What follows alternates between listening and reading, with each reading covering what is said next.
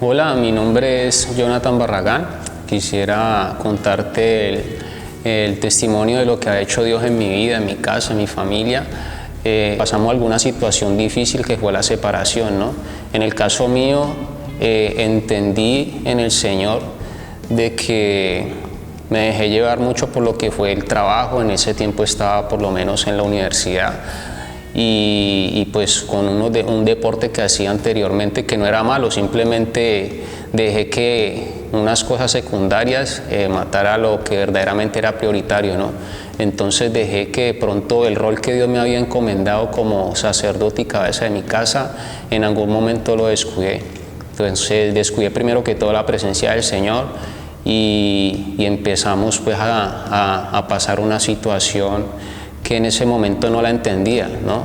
Porque en ese momento yo creía de que verdaderamente el hogar ya nos iba a restaurar.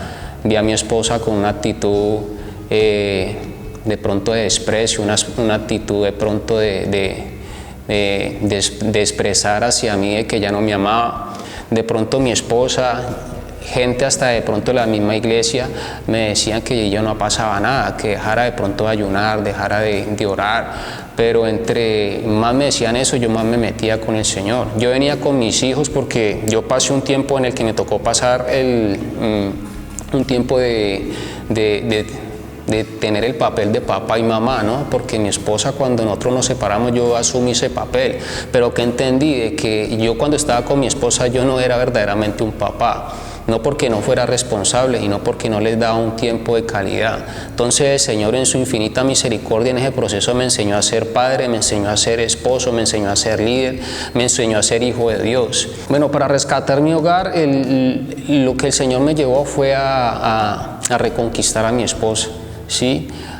Como te decía al principio, empecé a manifestar un amor que yo nunca lo había manifestado, aún llevando años yo aquí en la iglesia, yo no había manifestado ese amor, pero el Señor me impregnó tanto de ese amor de que Él todo lo puede, todo lo sufre, que cuando yo veía que mi esposa entre más me despreciaba, el Señor me llevaba a hacer actos de humillación.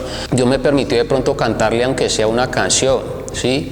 Y bueno, ese tiempo yo sé que de pronto la gente vio la actitud de mi esposa de desprecio, porque en ese momento ella se paró toda así, pues toda altiva, toda irreverente, y yo veía que todas las mujeres estaban llorando y hasta a los hombres les escapaba una lágrima, y mi esposa así como con toda esa cara de 38 y me decía: yo usted ya no lo amo delante de toda la gente, y me decía: esto ya para que esto lo hubiera hecho antes. Entonces de alguna otra manera el Señor, cuando yo llegué a mi casa, Él me dijo que lo que yo había hecho no era en vano, porque algo que sí el Señor me dijo, que de alguna de tantas promesas que me dijo, era que el que deposita su confianza en Él no será avergonzado. Entonces yo seguía creyendo a lo que dice la palabra, creyendo aún sin ver, caminando. Es que por lo menos no fue fácil. Yo soy uno de los que tengo la autoridad de decirle a la gente que están pasando una situación difícil en su hogar, es que el divorcio no es de parte de Dios, porque siempre y cuando se levante a alguien a creerle al Señor y a pagar un precio, Dios siempre va a permanecer fiel a su palabra, aún no siendo infiel. Él siempre es fiel.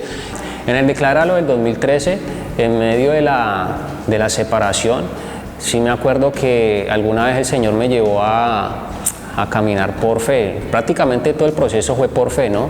Pero lo que hice yo fue que con una foto que teníamos, que fue esta, prácticamente pues yo la mandé a imprimir, ¿no? Y le puse acá la palabra que Dios me puso, Isaías 56:7, que dice: porque mi casa será llamada casa de oración a todos los pueblos o a las naciones, dice otra versión.